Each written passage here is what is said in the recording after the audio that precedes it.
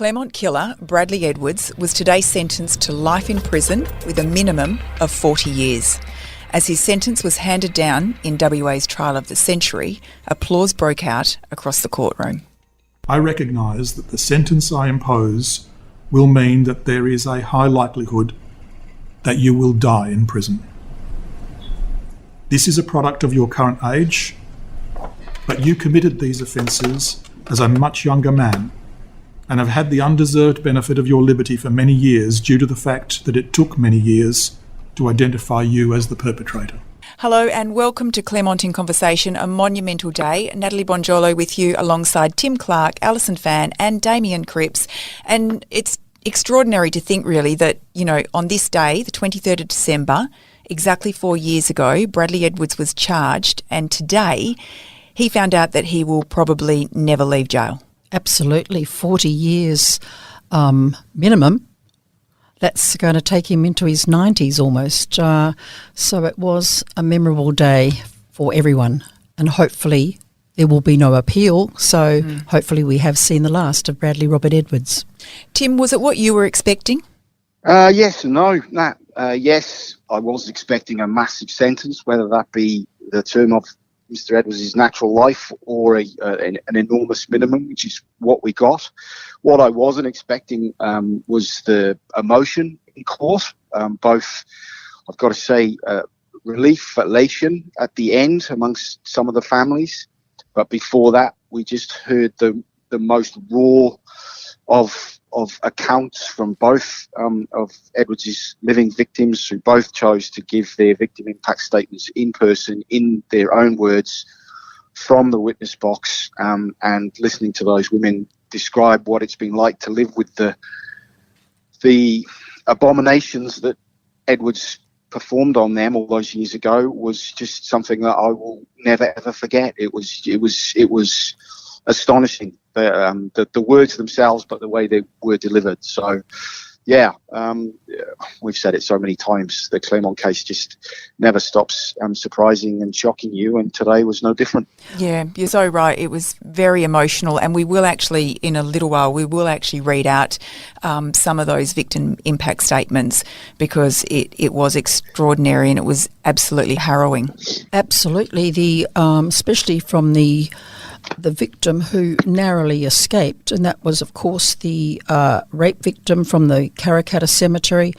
She was very controlled and her delivery was just extraordinary, especially at the end when I think she added a few bits onto it, because they're meant to read from the statement. But she was incredibly strong. Yeah, it was really quite extraordinary. Damien, I think for so many people, not least Edwards victims and their families, there really was so much hanging on this sentencing today, wasn't there?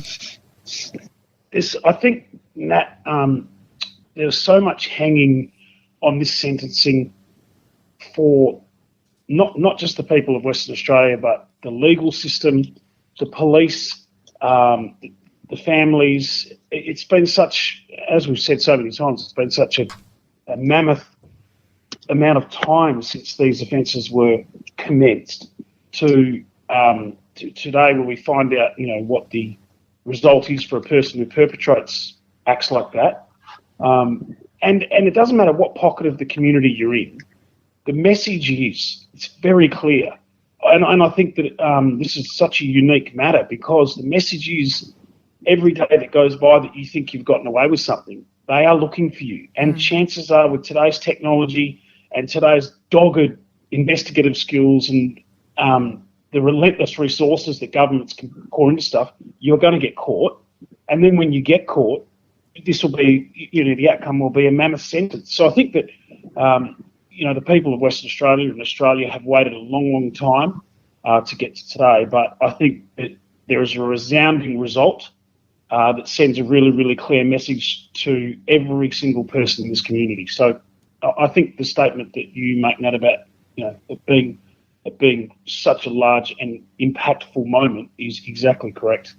And in terms of a minimum sentence and 40 years without parole, how big is that compared to previous cases? Is that one of the largest sentences we've seen handed down in the state? It is the largest, Nat. Yeah. I thought it was the largest, Tim. Yeah, that's right. I thought that there was one previously, excluding any matters where parole, the opportunity of parole or release has been taken away. I think my understanding is the previous largest one, Tim, correct me if I'm wrong, was 36 years? 37, actually. 37. That was the case that was actually referenced by Justice Hall in his sentencing submissions, his sentencing remarks today. It was a case involving a father and son who shot a couple, execution style, in cold blood, and then buried their bodies in pre-dug graves in some bushland in Western Australia. And for that they received minimum terms of 37 years, which was previously the highest.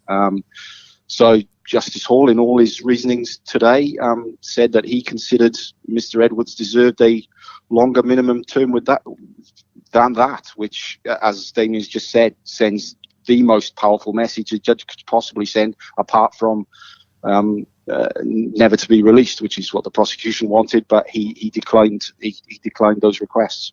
What was Justice Hall's reasons for not going down the path of life without parole?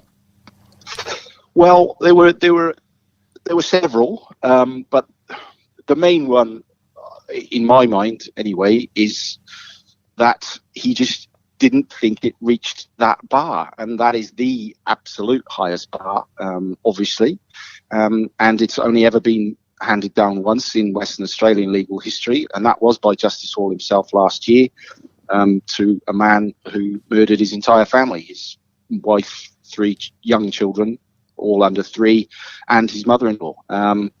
So he basically said that he didn't think it could be categorized as the worst of the worst of the worst, but as we just said, he did consider it bad enough that it was worthy of the highest minimum sentence, which in reality means Mr. Edwards will, in all likelihood, die in prison, because, as we've mentioned before, he will have to apply for parole if he gets that far in his life. He'll be 88 by the time that eligibility comes up, and any Attorney General of this state who was to sign a parole order letting Edwards out, in my mind, would also need to put his signature to, or her signature to, their resignation on the same day, because I don't think anyone in the West Australian community would ever think that Edwards should be released. And that's also what the Police Commissioner, Chris Dawson, said on the steps of the court after today's proceedings. Yeah. Ali, did you expect that Justice Hall could hand down a sentence that would jail him for life? Yes, and I think probably 40 years at the age of 52 pretty well is his natural life. I mean, he'll be early 90s, and that doesn't mean to say that even if he applied then that he'd get out. So I think it was almost a match for the term of your natural life, 40 years when you're 52. It's not like he's 32 or 22. And that's what it deserved. Yeah. Tim, you mentioned Ms. Barbagallo argued for the rest of his natural life, and some of the things were that, this, for instance, was not murders committed at the one time. These were murders that were separated by 9 months, and she thought that was very important. That was the main difference that she said presented in this case to all the cases that could possibly be compared to. All the other murders of more than one people that were referenced in court today were all on a single day. They were done in a sort of a continuous course of action, whereas we know Edwards snatched and killed Jane, and then 9 months later did the same to Kira, and so that was her main point of difference in the cases that were referred to today. And then she also very pointedly referred to the fear of the community that those crimes spread for so long, and the way that the law is written in Western Australia when it comes to an order never to be released, the judge is duty bound to take into account the community expectations of someone who commits such horrific crimes, and what would the community expect me to do or a judge to do in those circumstances.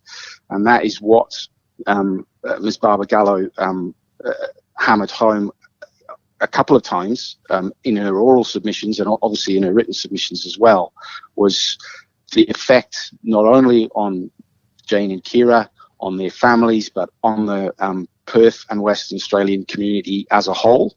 And that is why they argued very strongly for that. But as we've said, Justice Hall came down on the other side, but only very slightly, given the minimum sentence that he did impose.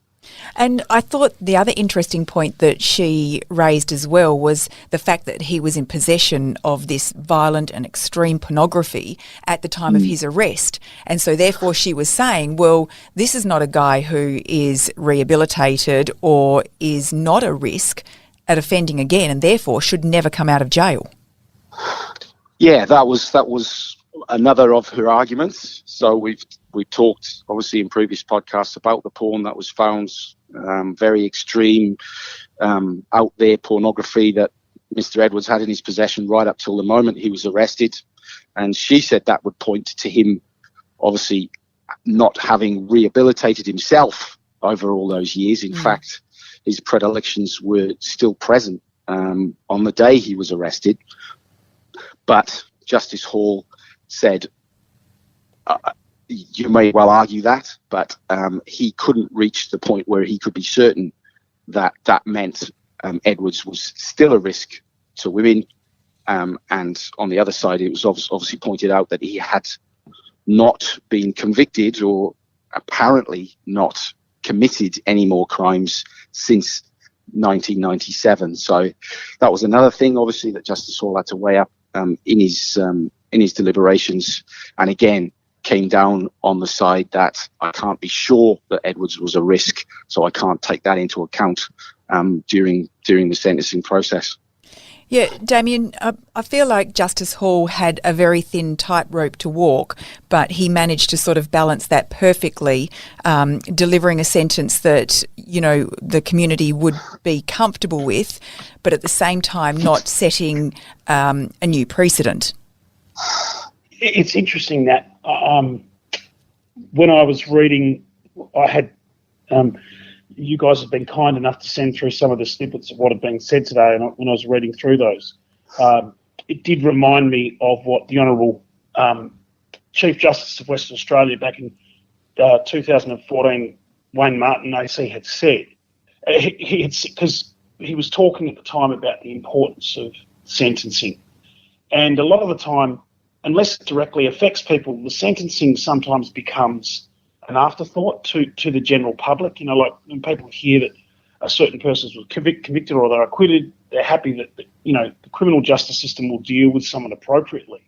But realistically, what Wayne Martin had said back then was, and it's always stuck with me, is it's where the rubber meets the road. This is the part where the wheels of justice really need to turn, because there's these sentencing principles that, you know, we have to take into consideration, and what gets lost a lot of the time. You know, if you think about the term in the context of Mr. Edwards, you know, a lot of the population would have been walking around after being convicted of the two crimes, and of course the Huntingdale crime and the rape. A lot of people would have been saying, "Oh, just throw away the key." Totally. But what gets lost in that concept is that the six sentencing principles. I mean, when we talk about sentencing, a lot of the time it gets lost that there's what comes from sentencing is not just the punishment that gets imposed on the person who commits the crime, but and the other five things are the kind of things that give the public confidence that our justice system is working and it's affecting a result. So that's the fine line that I think Justice Hall is talking about, is because in amongst those six sentencing principles is, you know, what's the chance of rehabilitation for this person? It can't be overlooked. You have to consider it. It's not something that you can just say, well, all we care about is that we're going to punish him. I mean, we have common law rules to follow, and that's what makes it a very difficult, when I was reading those snippets that had been sent through to me kindly by the West, I was certainly of the view that I hadn't thought about it the way that he had said it. He was, it was a fine line, because in my view, before the sentencing had come out, I thought you would set a precedent with a case like this. You would say, people beware. This is where you're headed if you, engage in, murdering numbers of people in the way that Mr. Edwards did. But he's opted not to do that, because I think that comes back to those sentencing principles I'm talking about, trying to balance up, imposing a punishment, denouncing him to the community, ensuring that there's general deterrence and specific deterrence, but you haven't. These 6 other principles can't be washed away, and that's what I think the fine line that His Honour was talking about. Yeah, absolutely. And effectively, like we've said already, he effectively has thrown away the key by imposing this minimum of 40 years anyway. Let's have a listen to some of Justice Hall's mitigating and aggravating factors. This series of offences, when seen as a whole, shows that you were a dangerous predator who sought out vulnerable young women and attacked them for your own gratification. Ali, this was really the first time we heard Justice Hall say that the attack on Jane was sexually motivated. Yes, because we've had very little evidence. Well, of course, they weren't able to prove just exactly what happened after those girls left, because nobody really knows.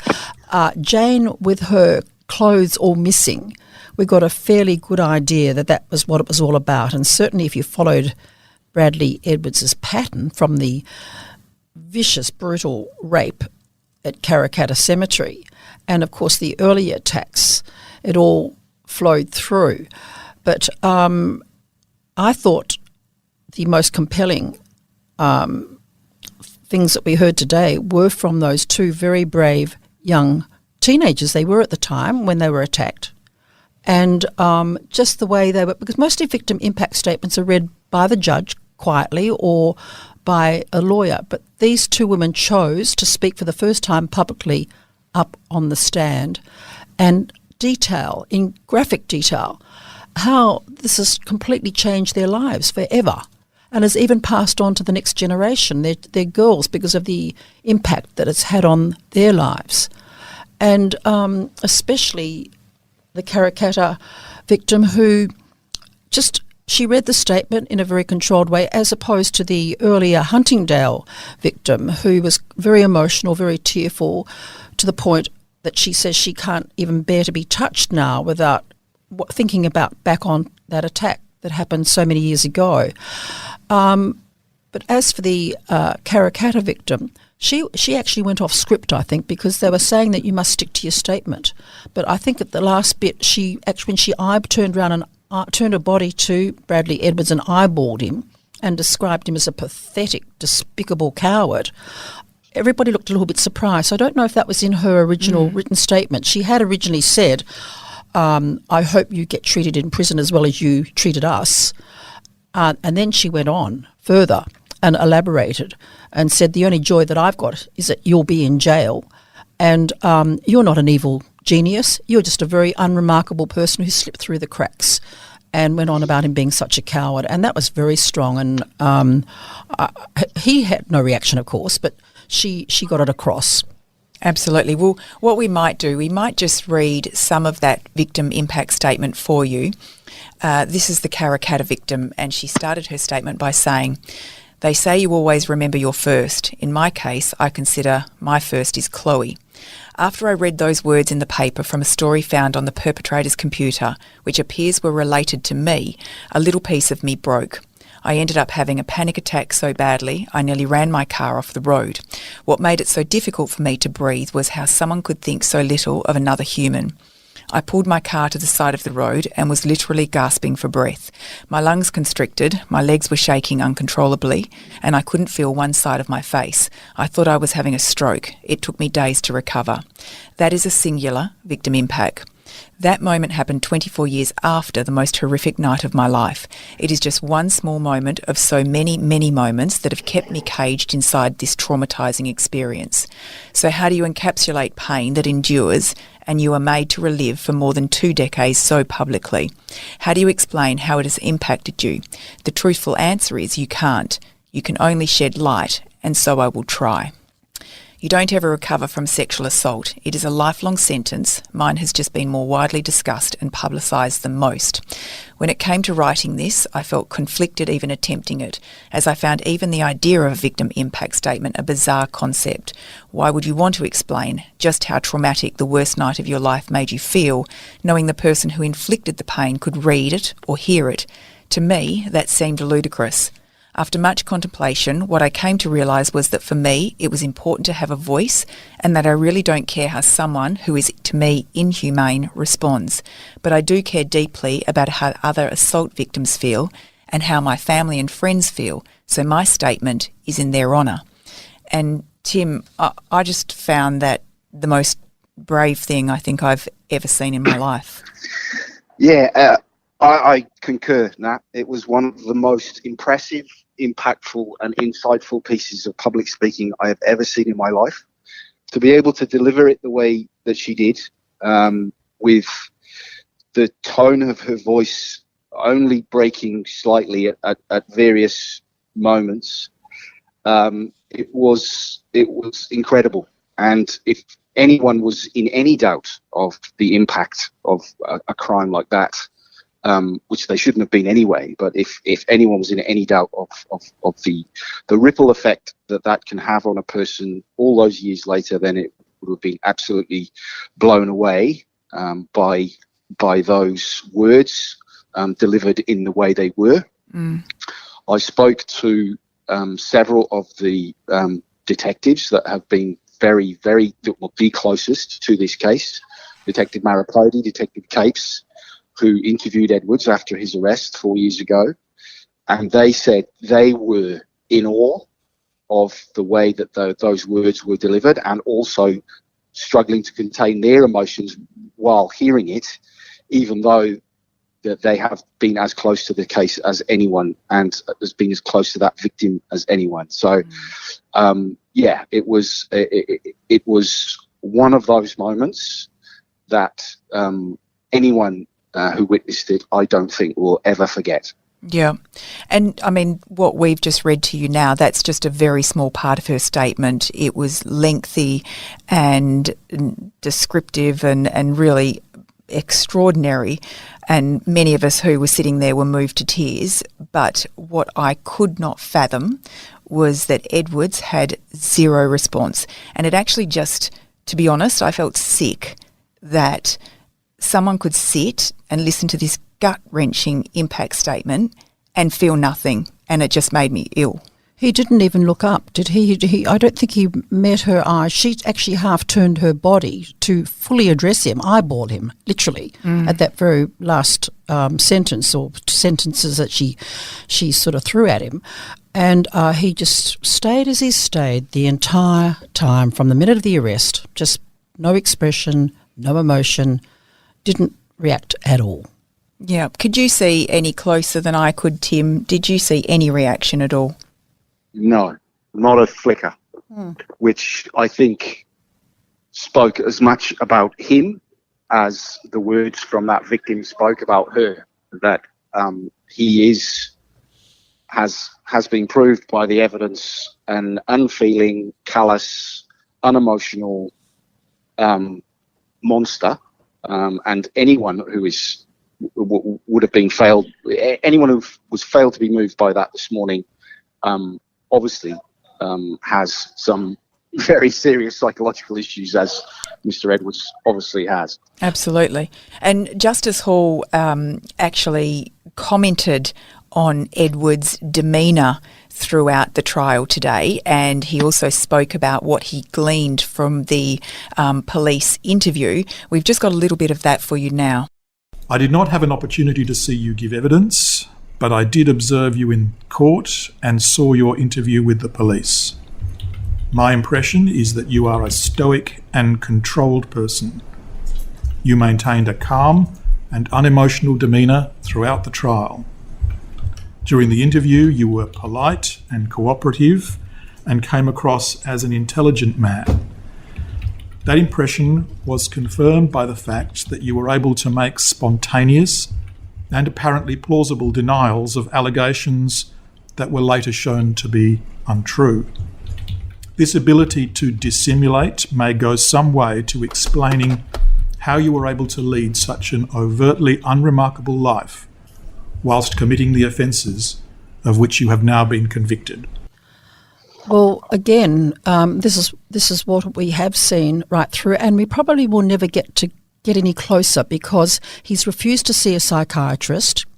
There has been no psych report presented to the court, which is usually the first step. There's a psych report on what makes this person tick. He's apparently refused to see a psychiatrist, and so there was no psych report offered. And just that very, very bizarre thing, as we all remember, the only time at the very end of the trial when he offered up the temperatures of Gosnells on a single page, and that's the only time we've seen anything.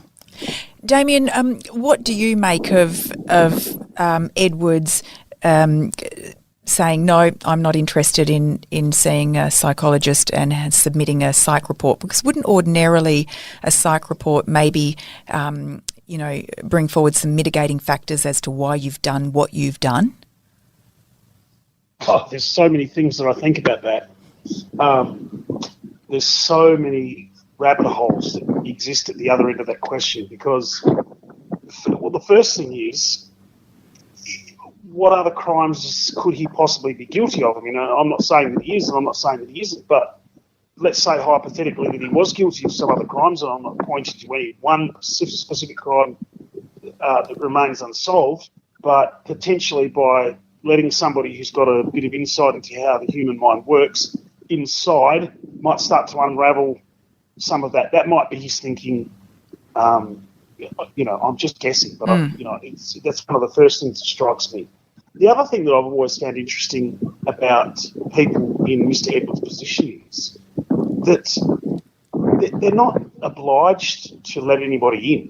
There's no obligation on them to let somebody in and find out whether there's something going on. I mean, the only reason they would do that is because you might get some benefit because the report might come back that there's some mental health issues or something to that effect. So, he might just be of the view, I'm not interested in having someone dig around inside my background and my state of mind. I accept that I've been convicted of these crimes. A psychiatric report or a psychiatrist report is not going to change that. And ultimately, he might have been to a treating therapist over the years, and they might have said, well, there's actually nothing wrong with you. So he might know that there's nothing wrong. And all that it's going to do is open Pandora's box for him in the context of the public and the court system and people who he doesn't want to know about the mechanics of his mind getting access to them. So, but I think, if you sat down and toyed with that question for a while, you might come up with a myriad of answers or possibilities. I mean, I guess there's such a dichotomy here because on the flip side, Edwards himself, Tim, has said that he had a very unremarkable childhood and an unremarkable life. So I guess, we're wanting some kind of answer as to, what makes a person like this. Well, that's what he said, Nat. He also said that he hadn't raped a woman in Karrakatta and hadn't broken into a woman's house in Huntingdale. So I don't think you can take anything that Edwards has said before or since to a psychologist or any person in authority on face value. Yeah. He might well say that, but whether that's true or not, I doubt we will ever know. Unless one of his family members was to come forward and contradict that. But why would they? Because as far as we know, Mr. Edwards still denies that he was the killer of Kira and Jane, which would be I would imagine another reason why he chose not to cooperate with the psychiatrist who came to see him, because if you're denying that you've done these things still, then any questions towards that from a psychiatrist that you might give incriminating answers to would go against those denials. So, yeah, so in the end, he does and will remain that enigma that Ms. Barbagallo spoke about in her opening all those months ago. Yeah, that's right. And like you said, I mean, I guess if there's no benefit to him, then why would he do it? So also facing her attacker today was the Huntingdale victim. And I'll just read you a very small part of her statement. I can't sleep without the cover over me. Every night of my life I fall asleep in fear that someone will attack me. It's been 15 years. Then there are the dreams. I'm always breathless. I never get away. I am trapped. When I wake, I don't look at my husband. I check the doorway just in case he is there. Bradley Edwards. For the 28 years between being attacked and Bradley Edwards' arrest, I had only stayed at home overnight by myself 4 times. I couldn't bear the idea of being asleep in my home overnight on my own. I didn't know who attacked me. I didn't know why. I didn't know if he was coming back for me one day. And this continued until Bradley Edwards confessed to being the man who violated my space. Then the dreams changed. Bradley Edwards now features as the villain of my nightmares, and I can't make it stop. And again, she went on to say so much more and how this affected her throughout the course of her life and her family and even her children.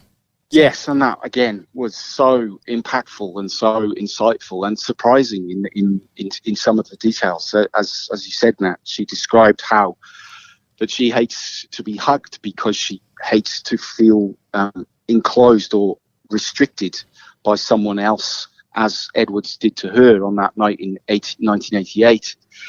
And she's been heartbroken because she feels from some of the physical reactions from her own daughter that hatred of being hugged might have been passed down. Now, as a normal person or a lay person that has never gone through that experience, you would never even consider that might happen. But not only has it happened, that she has now publicly expressed how that has happened. So again, it was just another moment that you have to stop and think again of the impact of that crime, which, you know, on the scale of all the crimes we've talked about for all these months, is the least serious in inverted commas, but again, the most horrible and heartbreaking flow-on effect from those crimes that still remains more than 30 years after they were committed. She also was talking about the fact that she plays in her mind over and over again, seeing she was the first, that maybe she could have prevented him from going on.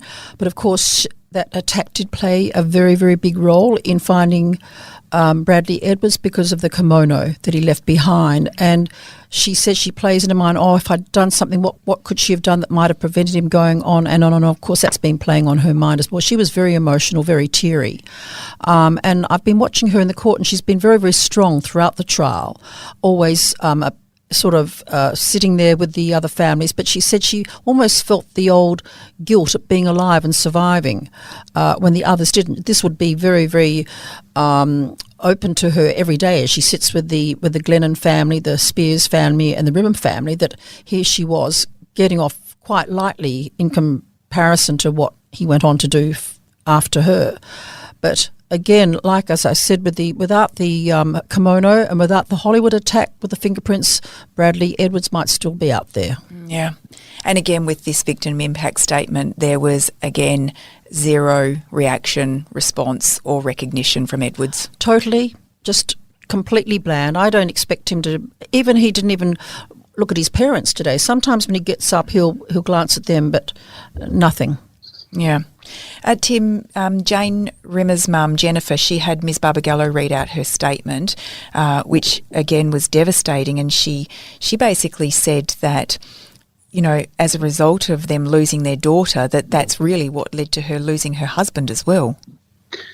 Yeah, so this is Jenny Rimmer, Jane's mum. Jane's dad was called Trevor, and he was particularly devastated by the loss of his daughter.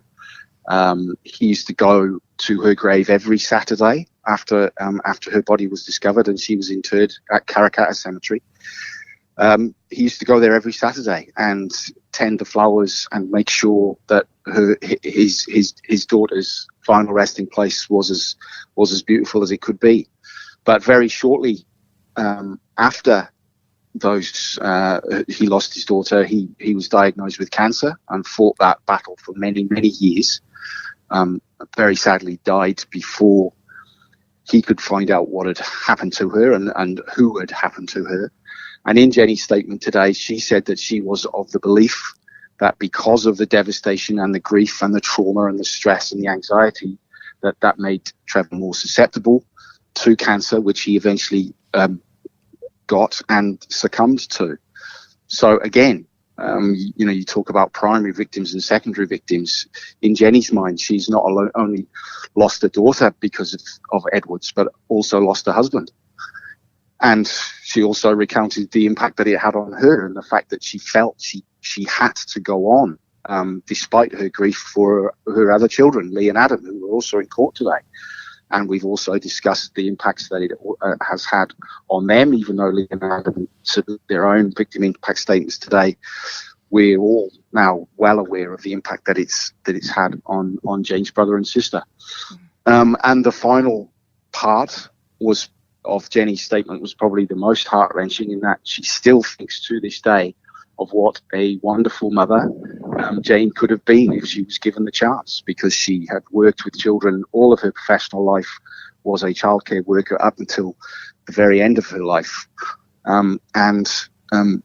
As I've said in other places, Jane would be exactly the same age as me now, and I have two children in their enjoying their teenage years, and I'm sure that if given the chance, Jane would have found that special someone, would have had a family, and no doubt would have been a wonderful mother because of her natural affinity with children, which all her friends have spoken about ever since her death. Yeah. I mean, there was talk today about, ripples, wasn't there? But really it felt more like a tidal wave. Yes, it was. It was very... we've waited for this day, but I'm still caught unawares when all of this came out, and such the personal impact. You're covering a trial, you're just concentrating on from day to day to day, but today really brought home, especially from the early young victims, just how it will never go away. No. We can't use the words closure. We can use maybe satisfied. I said maybe they were satisfied. Some of them, like Don Spears, said, yes, I am. I said to Lee Rimmer, do you hope he'll stay in jail forever? She said, absolutely. So there's only that. But maybe just relief that he won't be in the community, that's all. Yes, but for them the torment continues. Yeah. Well, the Glennon family were also in court today, but they didn't provide an impact statement. Let's hear what Justice Hall had to say about that. Jane Rimmer and Kira Glennon no longer have a voice, but the impact on them of these offences is obvious. They were both young women with family and friends who love them. They had good jobs and much to live for. Had they lived, they may both have had successful careers, married, and had children of their own. By your actions, you not only robbed them of their lives, but their hopes, their dreams, and the dreams of others for them. Tim, how did the Glennon family hold up today? There were tears, obviously. At the end, Dennis, Una, and Kira's sister Denise were all in court. Dennis had already flagged that their intention was to not provide a victim impact statement in the very emotional press conference he gave in the days after the verdict. He said that they were now ready to move on and they didn't think that process was going to help them. But as he said, Nat, Justice Hall very eloquently stated that by no means did he think that meant that there was no impact. Of course there would be. And the presence of Dennis Glennon throughout the trial, almost every day of the trial, was testimony to the fact of his enduring promise that he made to Kira all those years ago, that he would help find who did this to her, and he kept that promise, and he kept the promise right up until today. Una and Denise were very emotional at the end, hugging, embracing everyone around them, including police officers and other family members and other family members of victims. But they very stoically walked away, didn't say anything on the way out.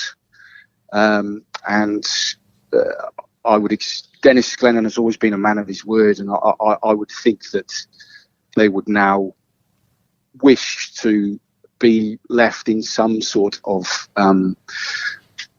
privacy and anonymity, if you want to put it that way, so they can take the memories of Kira with them and finally be able to cherish them without the spotlight of publicity which has followed them for more than 20 years. Yeah, that's right. And speaking of police officers, it is very unusual for a police commissioner to comment on sentencing, but Chris Dawson did stop and speak to the media outside court, and let's have a listen to that. The jailing of Edwards means the community is now safe from this terrible person. As police commissioner, I do not usually comment on court outcomes, but I am going to make an exception today. It is my sincere hope, for the sake of victims, for the sake of the families and friends, and indeed for the safety of our community, that Edwards will never be released from prison. Tim, you asked the Commissioner about Sarah Spears during that conference. What did he say? Well, I asked him whether they had followed through on their intention to speak to Edwards about Spears, as Commissioner Dawson had flagged back in September. He dodged the question a little bit. He was sort of reluctant to say whether they'd spoken to him already, but what he did say very firmly, and more than once, was that the investigation into Sarah's death will not close, and part of that investigation will include more attempts to get more information out of Edwards. And so I expect he can expect a knock on his cell door at some stage in the not too distant future, maybe from the detectives that questioned him all those years ago, who knows. But given everything we've seen of that man over the last 4 years, I also unfortunately expect him to give very little, if anything, away. Damien, if there were to be an appeal, what would be the timeline on that? How long does Edwards have before he could lodge an appeal? Well, technically speaking, it's 28 days. So he's got 28 days from today to lodge an appeal if he's going to do that. But, I mean, if he misses the 28 days, he can still make an application beyond that. So he can make an application, say, hypothetically, in 40 days, but he would have to seek the leave of the court to be granted permission to make the application outside of the time limits. So, and you generally have to have pretty good reason. I mean, right now the clock is ticking for him, so he's, unless there's some unusual rule that I'm not aware of, but my understanding is it's 28 days from your sentencing that you've got until you have to have any appeal notice in. Yeah, the date, as I understand it, is for the 3rd, Nat. That would be the sort of deadline, or the initial deadline, when those appeal papers need to be lodged. Of January? February. Oh, 3rd of February, yeah. And as Damien said, there is also, leave to appeal out of time. There's a few hurdles to cross before then. Obviously, he's got to find a lawyer, a very senior lawyer, willing to take on any appeal. He would also possibly have to find the money himself to fund that appeal, because it's no guarantee that legal aid, which have funded him so far, would actually fund that appeal. So, look, I would say it would be likely, given the maximum sentence or the minimum sentence that Justice Hall handed down today. There is something that a lot of lawyers put into the Court of Appeal called manifest excess, which is basically them saying it's too high. We think you should drop it. That could be one ground of appeal, given that it is the highest in WA legal history. But whether that ever gets off the ground, whether the Court of Appeal would agree to hear it, whether there will be a hearing, that's all just speculation at the moment. But the journalistic cynic in me would say that it might well be in the pipeline. He might try it on. I think he would have a very, very hard time. Justice Stephen Hall has crafted his entire sentencing remarks, as he has throughout the trial, very, very carefully, very cautiously. There'd have to be some grounds for appeal, and whether he might try it on just to get to stage one, who knows? This guy is in total denial, so who knows what's going through his head.